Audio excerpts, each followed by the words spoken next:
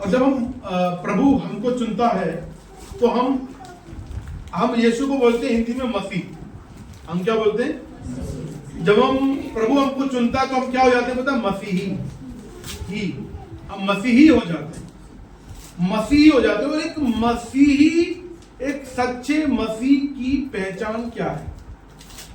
Bible के अंदर हम देखेंगे तो बहुत सारी बातें जिनको लेकर हम बता रखा क्या सच्ची एक सच्चे मसीह को जो यीशु मसीह के द्वारा धर्मी हो गया है, धार्मिक बन गया है, धार्मिक जीवन जो जीने लगा है, सच्चे मसीह का भाई जीवन कैसा होना चाहिए, किन किन बातों पर ध्यान देना चाहिए। तो हम कुछ बातों को हम यहाँ पर देखेंगे। और कौन सी बातें जो हम सब इससे जो बातें हम देखने जा रहे हैं, यहाँ पर कोई भी बैठा हुआ, यहाँ पर कोई भी व्यक्ति नहीं बोल सकता कि भैया ये इस बात से मैं जूझ नहीं रहा, ये बात मेरे अंदर है नहीं। मात्राएं कम हो सकती हैं, कोई ज्यादा जूझ रहा है, कोई कम जूझ रहा है, लेकिन हम सब इससे जूझ रहे हैं। लेकिन अगर प्रभु ने हमको चुना है तो हम जूझ तो रहे हैं, लेकिन साथ में हमें उसके लिए प्रार्थना करने की जरूरत है कि प्रभु मैं जो इस बात से जूझ रहा हूं, मैं जो इस बात से स्ट्रगल कर रहा हूं, प्रभु इससे तू मुझे बाहर उभारे, मुझसे बाहर निकाले, मुझको इससे बाहर निकाले। तो कुछ बातें हम देखेंगे, मेरे साथ निकाले लूका का सुसमाचार उसका 6वां अध्याय 22 पद से हम देखेंगे। और जो मसीह जीवन के चिन्ह क्या है इसके बारे में हम देखेंगे।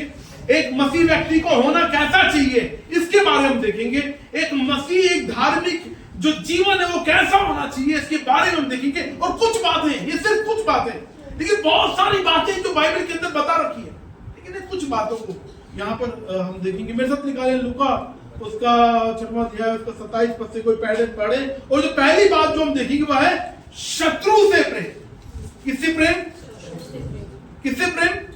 शत्रुघ्न सिन्हा की बात नहीं हो रही है, ये शत्रु, ये दुश्मन की बात हो रही, जो हमको लगता है कि हाँ ये मेरा दुश्मन है, मैं इसको पसंद नहीं करता हूं, या मैं पसंद नहीं करती हूं, या वो व्यक्ति मुझको पसंद नहीं करता है, ये मुझे भाई मेरे लिए, मेरे परिवार के लिए अच्छा नहीं करता है।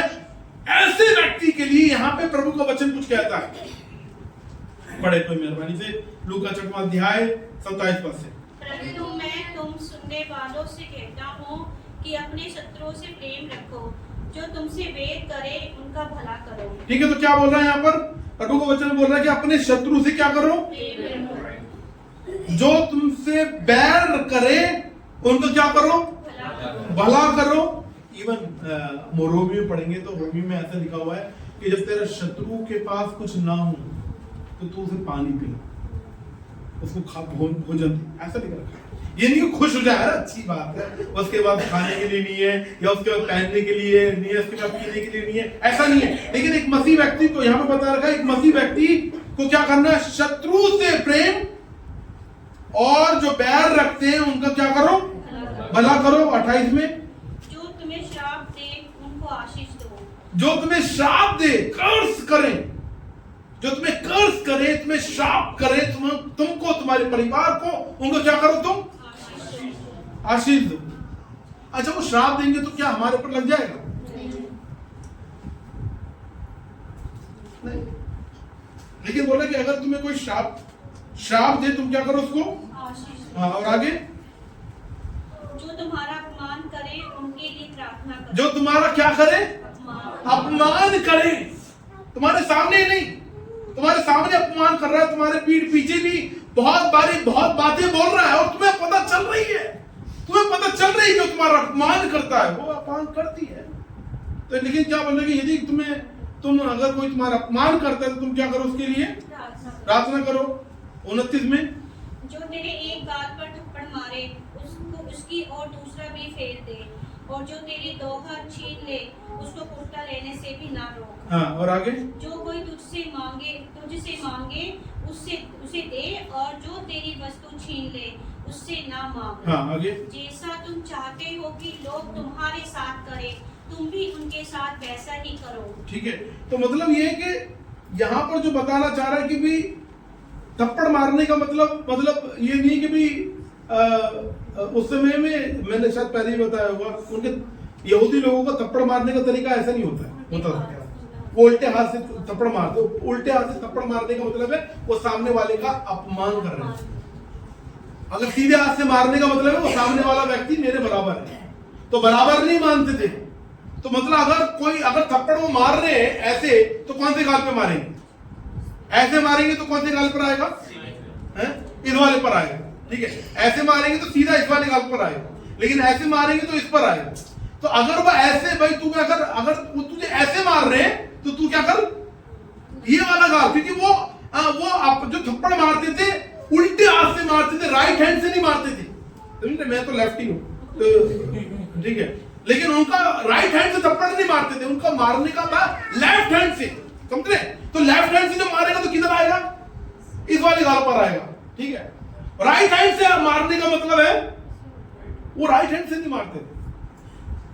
या बोला कोई तुम्हें अगर एक गाल पे मारे तो तुम क्या करो?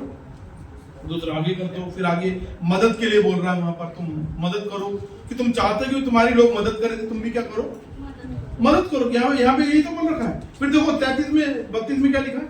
यदि तुम अपने प्रेम रखने वालों के साथ प्रेम रखो, जो तुम्हारी क्या बड़ाई, क्योंकि तुम पापी भी अपने प्रेम रखने वालों के साथ प्रेम रखते हैं। ठीक है, तो यहाँ बोल रहा है कि भाई ये बहुत कॉमन बात है कि जिससे हमारी बनती है उनके साथ उनसे हम प्रेम करें, उनके साथ हम घुले मिले, ज्यादा समय बिताएं, है ना, ये होता है। लेकिन यहाँ बोल रहा है कि भाई इसमें क्या बड़ाई है?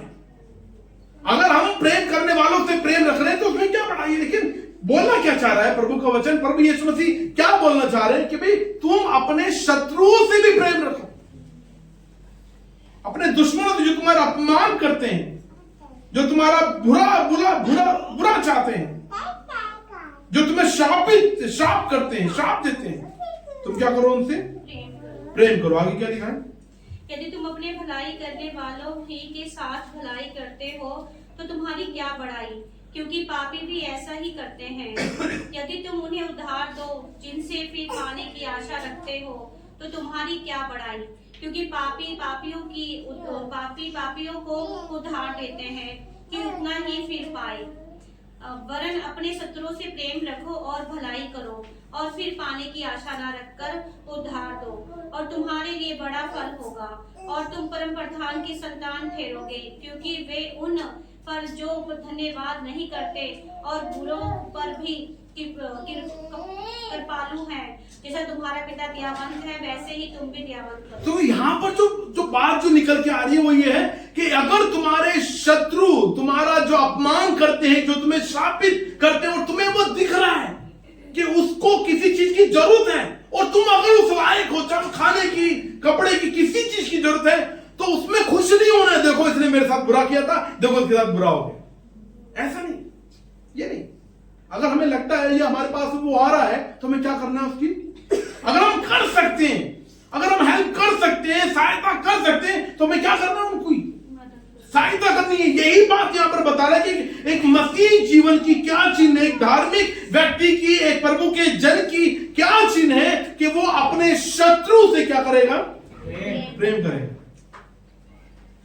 ये बहुत आसान है कि भी मैं शत्रु से प्रेम करना बहुत आसान है, बोलना बहुत आसान है। क्या हम करते हैं? क्या हम करते हैं? क्या हम, कोई हमें एक लगाता है तो हम 10 लगाने के लिए लगे रहते हैं। कोई हमें पत्थर मारता है तो हम ईंट उठाकर उसके पीछे भागने के लिए लगे रहते हैं। हम, या ऐसा तो नहीं कि भी हम गजनी रहते हैं हमेशा ही, गजनी सिंघम, हम हमेशा ही सिंघम बने रहते हैं। हम हमेशा ही उस पीली ततैया की तरह बने रहते हैं कि कब कोई कुछ बोले और कब मैं क्या करूं, उसको काट खाऊं। और यहां प्रभु का वचन बोल रहा है कि यदि तुम मसीह हो, यदि हम मसीह हैं, यदि हम प्रभु के जन हैं, ये संसार के अंदर ये एक मूर्खता है, समझ रहे हैं आप? संसार की शिक्षा के अनुसार, संसार में जैसे हम उठते बैठते हैं, लोगों के साथ उठते बैठते हैं, इस बात को बोलेंगे तो उनको मूर्खता लगेगी। ये बात, ये तो मूर्खता वाली बात है। ये नहीं होता, ऐसा नहीं होना चाहिए, ऐसा बिल्कुल नहीं होना चाहिए। संसार के लोगों के लिए ये मूर्खता की बात है। लेकिन ये बताइए, बात बोल कौन रहा है? ये बोल कौन रहे हैं? कौन है ये जो शिक्षा दे रहे हैं? प्रभु यीशु मसीह खुद, दुनिया बनाने वाला खुद, हमको रचने वाला खुद, वो खुद हमको ये शिक्षा दे रहा है कि तुम अगर मेरे हो गए हो, तुम मेरे भक्त बन गए हो, तो अब तुम्हें पत्थर का बदला ईंट से, तुम्हें दुश्मनी का बदला दुश्मनी से, श्राप का बदला श्राप से, अपमान का बदला अपमान से, शत्रुता का बदला शत्रुता से नहीं देना है। लेकिन तुम्हें कैसा इसका जवाब देना है? प्रेम से। और वो एक साधारण इंसान प्रेम नहीं कर सकता है। एक आम इंसान एक शत्रु को, जो अपमान करने वाला होता है, ऐसे जन को जो श्राप देने वाला होता है, जो हमारे परिवार को श्राप दे या हमारा अपमान करे पीठ पीछे या सामने, या हमारे बारे में बुरी बुरी बातें बोले, बहुत मुश्किल है कि एक आम व्यक्ति उसको भाई प्रेम करे। ये कौन करवा सकता है? पवित्र आत्मा परमेश्वर। पवित्र आत्मा परमेश्वर ही है जो अगुवाई कर सकता है, जो मदद कर सकता है कि हम इवन अपने शत्रुओं को भी प्रेम करें। तो हमें किसकी सहायता की जरूरत है? यदि हम मसीही हैं, अगर हम मसीही जीवन के जो चिन्ह को समझना चाहते हैं, एक सच्चा मसीह जीवन अगर हम जीना चाहते हैं, तो उसके लिए हमें पवित्र आत्मा की हर क्षण हर पल जरूरत है, उसकी जरूरत है, ताकि हम अपने शत्रुओं को भी प्रेम कर सकें। वो हो सकता है हमारे भाई रिश्तेदार, हो सकता है जो हमारा शत्रु बना पड़ा है, हो सकता है हमारी क्लास में पढ़ने वाला बच्चा हो सकता है, साथ में कलीग हो सकता है, जहां पर हम काम करते हैं वो हो सकता है शत्रु की तरह, हो सकता है हमारा पड़ोसी हो सकता है, हमारे पड़ोस में रहने वाला व्यक्ति हो सकता है। सोचिए कौन है वो व्यक्ति, कौन है वो जन, कौन है जो हमको लगता है कि हाँ ये मेरा शत्रु है। ये सरप्राइज की बात नहीं हो सकती, हो सकता है पत्नी ही हो या पति हो सकता है घर के बच्चे ही हो सकता है ससुर हो, सास हो, नंद हो, वी डोंट नो, हमको नहीं पता। लेकिन यहां पे प्रभु का वचन हमको सिखा रहा है, हमको बता रहा है कि भी अगर हम मसीह हैं, अगर हम सच्चे मसीह हैं, नामधारी मसीह नहीं, अगर हम सच्चे मसीह हैं, प्रभु यीशु मसीह ये ऑप्शनल नहीं है, ये आज्ञा दे रहा है कि हमें अपने शत्रु से क्या करना है? प्रेम करना। पहली बात ये बता रहा है।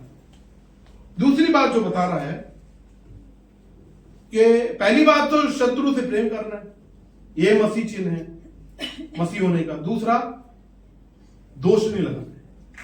क्या नहीं करना है? मतलब हमेशा कैसे, ये समझ रहे हैं आप? हम हमेशा कैसे रहते हैं? कैसे रहते हैं?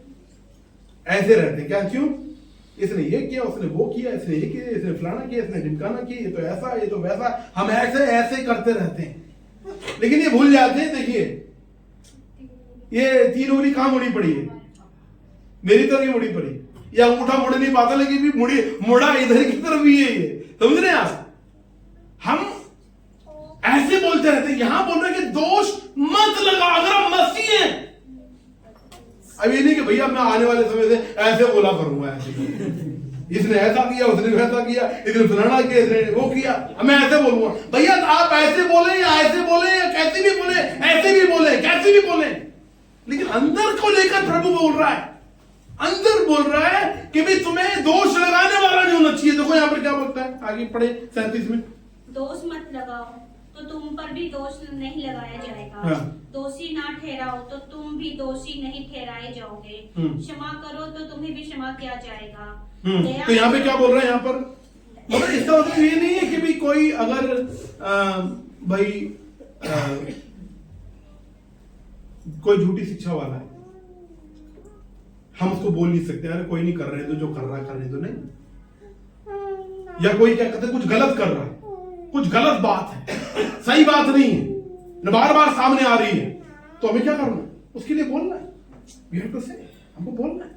लेकिन यहां बोल रहा है कि भाई दोष मत लगाओ तो तुम पर भी दोष ना लगाया जाएगा, दोषी ना ठहरे तो तुम भी दोषी ना ठहराए जाओगे, क्षमा करो तो तुम भी क्या होगे? क्षमा किए जाओगे, दिया करो तो तुम्हें भी दिया जाएगा। लोग पूरा नाप दबा दबा कर और हिला हिला कर उभरता हुआ तुम्हारी गोद में डालेंगे, क्योंकि जिस नाप से तुम नापते हो उसी नाप से तुम्हारे लिए भी नापा। अगर हम मसीह हैं, सोचो अगर हम मसीह हैं, हम पहले साधारण थे, लेकिन यीशु मसीह के द्वारा हम असाधारण हो गए, एक्स्ट्रा ऑर्डिनरी हो गए। तो हम सोचो, हम अगर संसार की तरह व्यवहार करेंगे, हम जो मसीह हैं संसार के लोगों की तरह अगर हम व्यवहार करेंगे, वो तो संसार के अंदर ऑलरेडी हैं लोग, उनका व्यवहार कैसा होगा? संसार की तरह ही होगा। वो तो हमसे और ज्यादा चढ़ के बात करेंगे। तो यहां बोल रहा कि नहीं, अगर दुनिया के लोग कैसे भी तुम पर दोष लगाएं, कुछ भी बोलें, लेकिन तुम्हें दोष नहीं लगाना, क्योंकि जिस नाम से तुम नापोगे, जिस प्रकार से तुम करोगे, वैसे ही तुम्हारे साथ भी लोग करेंगे। फिर उदाहरण देता है, फिर उसने उन्हें एक दृष्टांत दी, क्या नेत्रहीन को मार्ग बता सकता है? क्या दोनों गड्ढे में नहीं गिरेंगे?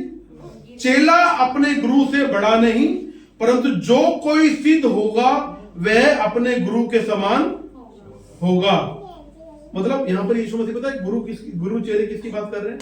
यीशु मसीह अपनी और चेलों की बात कर रहे हैं। यह बोले कि जो चेले हैं वो क्या मेरे समान बढ़कर नहीं हो सकते, मेरे समान हो सकते हैं। तो जो है हमारा गुरु कौन है? तो हमें किसकी तरह बनना है? यीशु मसीह की तरह बनना है। यीशु मसीह खुद यहां पर बता रहे हैं कि भी मैं तुम्हारा गुरु हूं और तुम मेरे चेले हो। तो तुम्हें जो बनना है, जो ये चेले को जो बनना है, किसकी तरह बनना है?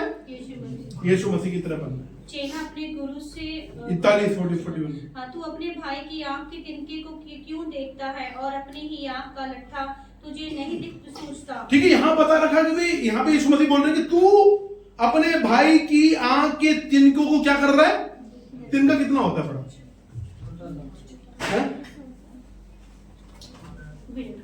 देखिए, सुनिए,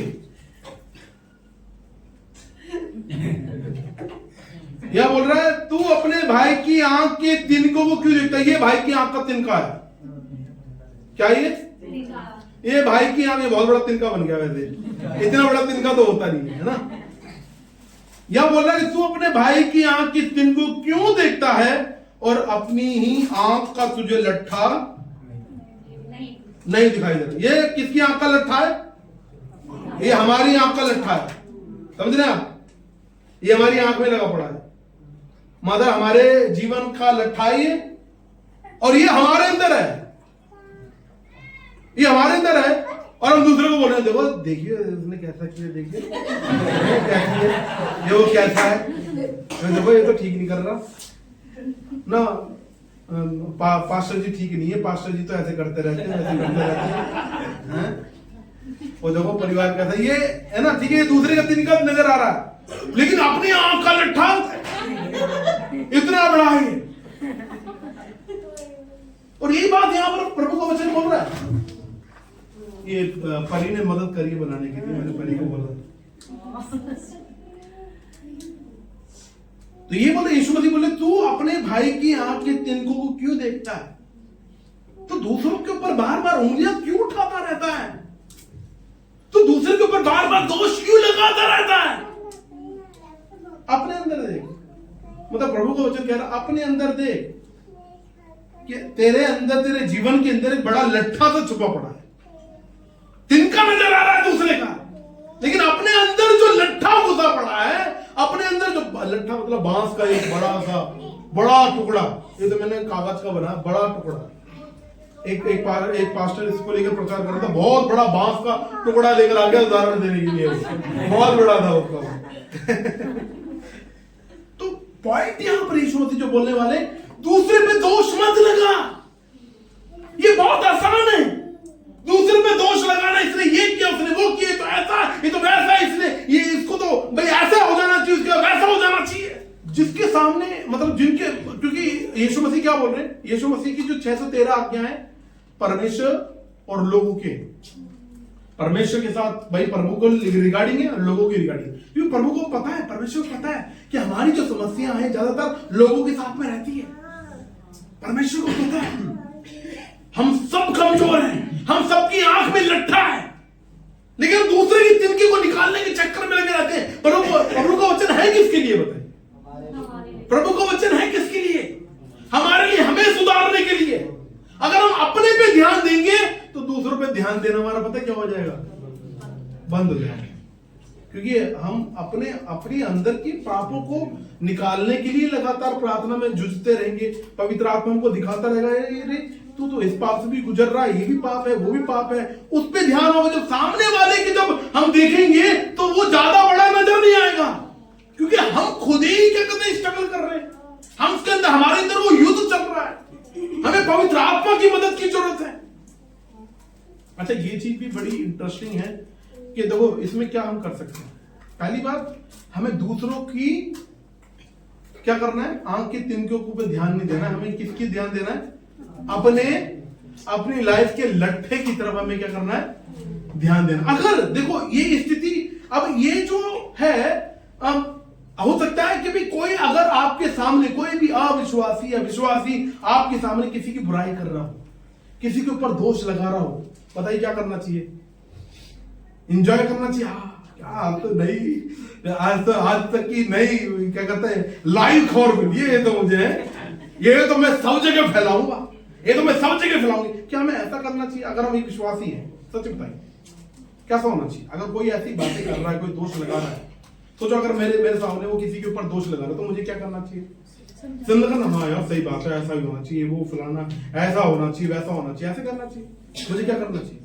एक सच्चे मसीह होने के नाते, एक मसीह जीवन की चिन्ह क्या है? अगर कोई मेरे सामने कोई इसी के ऊपर दोष लगा रहा है, मुझे क्या करना चाहिए? मुझे परमेश्वर की सहायता के साथ में मुझे ऐसा बातें बोलनी चाहिए जिसको वो समझ जाए कि ये बात ठीक नहीं है, दोष लगाना ठीक नहीं है, किसी की बुराई करना ठीक नहीं है। नहीं, हमें ध्यान किसकी तरफ देना है? अपनी तरफ देना। चाहे कोई भी अगर आपके सामने अविश्वासी है, विश्वासी है, किसी की चुगली कर रहा है, किसी की बुराई कर रहा है, किसी पर दोष लगा रहा है, तो उसमें हाथ मत सेके भैया। क्या करें? एक सच्चे मसीह होने के नाते क्या करें? समझाएं। और मेरा जब भी मेरे पास कोई भी ऐसा कोई भी इशू आता है दो जन को लेकर, एक चीज मैं हमेशा पूछता हूं, दोनों भरे हुए रहते हैं। कभी भी ऐसा होता है दो पक्षों के लिए हमेशा भरे हुए रहते हैं, है ना। मौका दे दी तो 10 बुराई तो सामने वाले की ये कर देगा, और ये इसको मौका दे दी तो ये भी 10 बुराई इधर की कर देगा, है ना। तो हमेशा हम क्या करते हैं, जब भी शुरू होता है पहले बताइए आपकी क्या गलती थी, आपकी क्या गलती थी? क्योंकि भर के हुए आते हैं कि हाँ भाई मैं ऐसे, मैं वैसे, मैं फलाना, मैं ढिमकाना, लेकिन जब बात होती है आपकी क्या गलती थी, वहीं पर एक गलती नहीं निकलती, एक गलती नहीं निकलेगी। लेकिन अगर वो बोलता चलो ये होता तो सामने वाली की क्या गलती थी, एकदम 10 गलती निकल जाए। नहीं, प्रभु बोल रहा है यहाँ पे, क्या बोल रहा है? नहीं, हमें चुगलखोर नहीं बनना, हमें दोष लगाने वाला नहीं बनना, हमें बुराई करने वाला नहीं बनना, हमें अपने पर ध्यान देने वाला बनना है। ये मसीह व्यक्ति के चिन्ह है। वो जब हम मसीह बनते हैं तो हम दूसरों पे कम और अपने पे ध्यान ज्यादा देने लग जाते हैं, अपने पे ध्यान ज्यादा देने लग जाते हैं कि नहीं मुझे अब किसकी तरह बनना, अपने गुरु की तरह बनना है। मेरा गुरु कौन है? हमारा गुरु कौन है? यीशु मसीह। हमें अपने गुरु की तरह बनना है, उसकी तरह व्यवहार करना है। यही बात यहाँ पे आगे बोल रहा है। और आगे क्या नहीं कर रहा? 42। जब तू अपनी ही आंख का लट्ठा नहीं देखता तो अपने भाई से कैसे कह सकता है, हे भाई ठहर जा, तेरी आंख से तिनके को निकाल दूं। हे कपटी, पहले अपनी आंख से लट्ठा निकाल, तब जो तिनका तेरे भाई की आंख में है उसे भली भांति देखकर निकाल सके। ठीक है, तो यहाँ पर दो बातें जो प्रभु का वचन हमको सिखा रहा है कि एक मसीह व्यक्ति का चिन्ह क्या है, एक मसीही व्यक्ति का चिन्ह क्या है? पहला, अपने शत्रु से क्या करेगा? वो प्रेम करेगा। मुश्किल है, नामुमकिन नहीं है। और उसके लिए किसकी सहायता की जरूरत है? पवित्र आत्मा परमेश्वर की सहायता की जरूरत है। उसके वचन को पढ़ने की जरूरत है, उस पर चलने की जरूरत है, उसको अपने जीवन में लागू करने की जरूरत है। दूसरी बात जो बोला, दूसरे पर क्या मत लगा, दोष नहीं लगाना है। किस पर ध्यान देना है? ये जो उंगली है ये इधर नहीं है, इधर होनी चाहिए। हमेशा अपने पर ध्यान दें, अपने आत्मिक जीवन पे ध्यान दें, दोष मत लगाएं, हाथ मत सीखें। जब कोई किसी के ऊपर दोष लगा रहा है, बुरी बुरी बातें कर रहा है, हाथ मत सीखें, मजे मत लें उस बात का। आज तक चैनल मत बने, मतलब ऐसे बने जो मेल कराने वाले हो। मती में क्या लिखा हुआ है? धन्य है जो मेल कराते हैं ना। हमें कैसे प्रभु ने कैसा वाला बनाया? फूट डालने वाला नहीं, क्या करने वाला? और देखो क्यों ऐसी बातें निकलती हैं, हम सब के अंदर ये क्यों होता है ऐसा? क्योंकि हमारे अंदर पाप है। या तो हम पाप के द्वारा चलाए जाएंगे या तो हम पवित्र आत्मा के द्वारा चलाए जाएंगे। अगर हम पवित्र आत्मा के द्वारा चलाए जा रहे हैं तो हम क्या करेंगे? हमारे अंदर ये इससे बाहर निकलने की कोशिश करेंगे कि हम दूसरों को क्या करें? शत्रु को प्रेम करें। हम इस बात से बाहर निकलने की कोशिश करेंगे हम दूसरों पे दोष ना लगाएं। और देखो आगे इसी चीज को लेकर क्लेरिफाई करता है। 43 में क्या लिखा है? कोई अच्छा पेड़ नहीं जो निकम्मा फल लाए, हाँ। और ना तो कोई निकम्मा पेड़ है जो अच्छा फल लाए। मतलब क्या मतलब है इसका?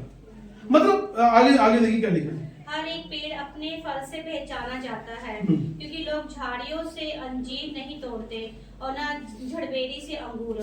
भला मनुष्य अपने मन के भले भंडार से भली बातें निकालता है, और बुरा मनुष्य अपने मन के बुरे भंडार से बुरी बातें निकालता है, क्योंकि जो मन में भरा है वही उसके मुंह पर आता है। ठीक है, तो यहाँ पर ये क्यों प्रभु यीशु मसीह बोल रहे हैं, यहाँ जो बता रहे हैं कि क्यों व्यक्ति के अंदर वो शत्रुता भरी रहती है, क्यों वो व्यक्ति, क्यों हम जो है दूसरे पे दोष लगाते हैं, क्यों? क्योंकि यहाँ पे क्या लिखा हुआ है कि भी एक अच्छा पेड़ अपने फल से पहचाना जाता है और एक बुरा पेड़ अपने फल से पहचाना जाता है। और यहाँ पर वो बुरा और भले पेड़ की तुलना किससे कर रहा? मन से। भाई मन में जो भरा है वो क्या आएगा बाहर? तो हमारे मन के अंदर क्या भरा होना चाहिए? हमारे मन के अंदर प्रभु का वचन। अगर हम वचन से भरे हुए हैं तो बाहर क्या निकलेगा? वचन निकलेगा। अगर हमारे मन के अंदर पाप भरा पड़ा है, हमारे मन के अंदर कटुता भरी पड़ी है, हमारे मन के अंदर पाप भरी बातें भरी पड़ी है, तो हमारे मुंह से क्या निकलेगा?